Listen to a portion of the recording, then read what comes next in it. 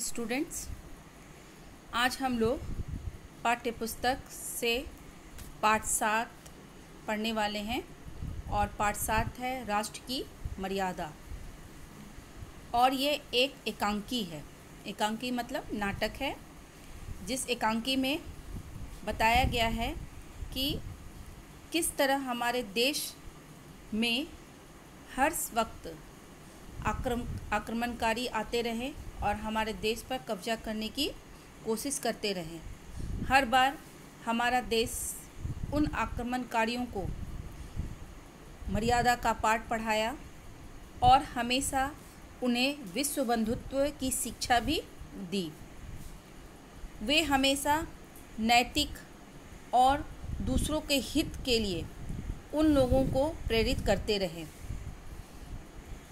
हमारे देश के राजाओं ने कभी भी दूसरों देशों पर शासन नहीं किया, बल्कि अनेकों राजाओं ने हमारे देश पर शासन किया और इसे हथियाने की कोशिश की, लेकिन हमारे देश ने उन्हें नैतिकता का पाठ पढ़ाया। तो ये एक एकांकी है और इस एकांकी में इसमें 5 किरदार है आपके। सबसे पहला है पोरस, सिकंदर, सेनापति, अमात्य और सामंत। ये 5 किरदार है। क्योंकि ये एकांकी है, अगर हम लोग वर्ग में रहते तो इसे हम लोग एकांकी के रूप में करते, लेकिन क्योंकि एकांकी आप लोग नहीं कर पा रहे हो, इसीलिए ये 5 किरदार को मैं निभाने जा रही हूँ। ठीक है, तो सबसे पहले यहाँ पर पोरस के बारे में जानेंगे कि पोरस को पुरु भी कहा जाता था और उनका जो राज्यकाल था पंजाब में झेलम नदी से चेनाब नदी तक फैला हुआ था। ये एक सफल शासक थे, ये बहुत ही बहादुर थे और सिकंदर के साथ लड़ाई में इन्होंने लड़ाई लड़ी, इसलिए इनका नाम बहुत ही प्रसिद्ध हुआ। और सिकंदर के बारे में हम लोग जानेंगे। सिकंदर का जो जन्म हुआ था जुलाई 1556 ईस्वी में पेला में हुआ था और सिकंदर का वास्तविक नाम अलेक्जेंडर तृतीय था। सिकंदर को विश्व विजेता भी कहा जाता था। वह पूरी विश्व पर अपना शासन करना चाहता था। ठीक है, उसे महान विजेता भी कहा गया था। तो चलिए हम लोग पाठ की शुरुआत करते हैं। सबसे पहला है प्रथम दृश्य। महाराज पोरस के सुसज्जित राज्य भवन का कक्ष। सुसज्जित विशाल दलान में दूध सी सफ़ेद चादर बिछी है। तख्त पर बहुमूल्य कालीन बिछा है। दीवारों पर राम, कृष्ण आदि के अत्यंत सुंदर चित्र लगे हैं। एक और खुटियों पर कुछ शस्त्र लटक रहे हैं। अमात्य, सामंत, सेनापति और कुछ तरवारी बैठे हैं। सामने दीवार के साथ बड़े सिंहासन पर महाराज पोरस बैठे हैं। उनकी अवस्था लगभग 40 वर्ष की होगी, परंतु उनके मुख पर विरोचित तेज झलक रहा था। मस्तक पर तिलक लगा था। ये पार्ट जो है स्टेज का सीन है और महाराज पोरस बैठे हुए थे, जिसकी उम्र 40 वर्ष की थी। 40 वर्ष होने के बावजूद उनके चेहरे पर विरोचित झलक रहा था, माथे पे तिलक लगा हुआ था और उसके आगे अमात्य, सामंत और सेनापति दरबारी भी मौजूद थे। सेनापति: महाराज, मुझे तो सिकंदर की नीयत ठीक प्रतीत नहीं होती। धोखे और छल को ही इन यूनानियों ने विजय का मुख्य साधन मान रखा था। क्योंकि सिकंदर जो यूनान का था, तो सेनापति ने महाराज से कहता है कि भाई हमें सिकंदर की नीयत अच्छी नहीं लग रही है। इन लोगों का आदत ही है धोखे और छल से विजय प्राप्त करना।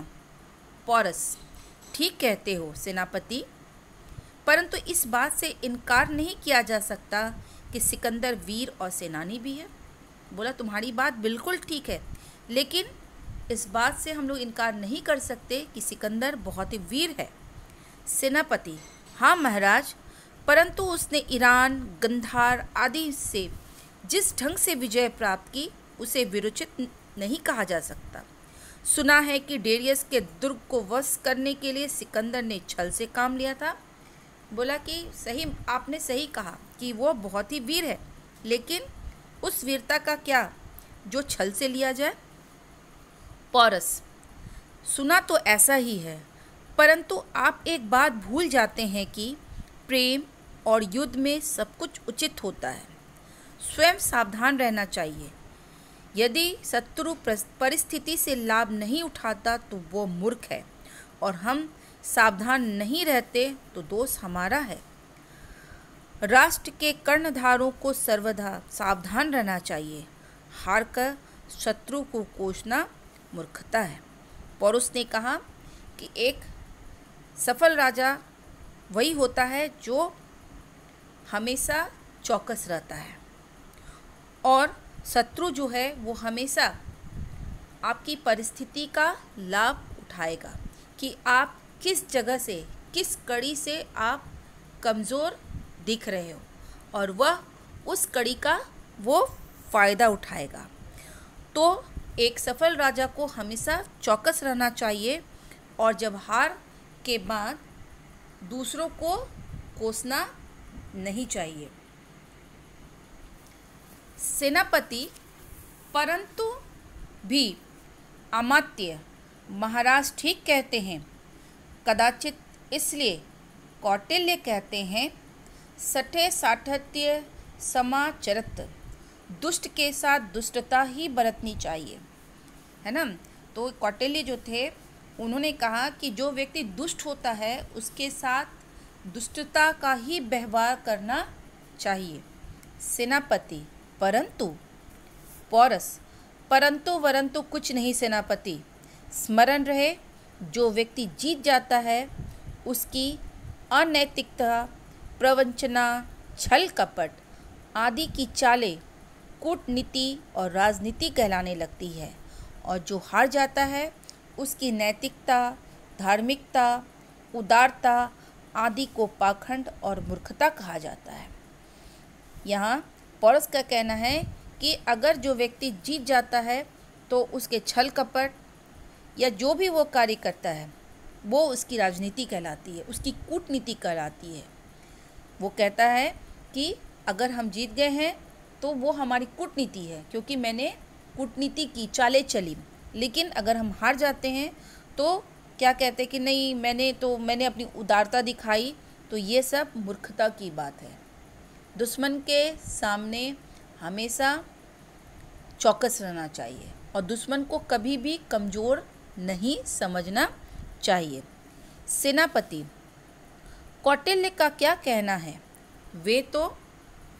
पौरस, कौटिल्य अत्यंत बुद्धिमान राजनीतिज्ञ, बड़े देशभक्त एवं राष्ट्रहित चिंतक है, एक सामंत। परंतु उनकी सबसे बड़ी कठिनाई यह है कि वह मगध सम्राट महापद्मनंद के विरुद्ध चंद्रगुप्त के समर्थक हैं।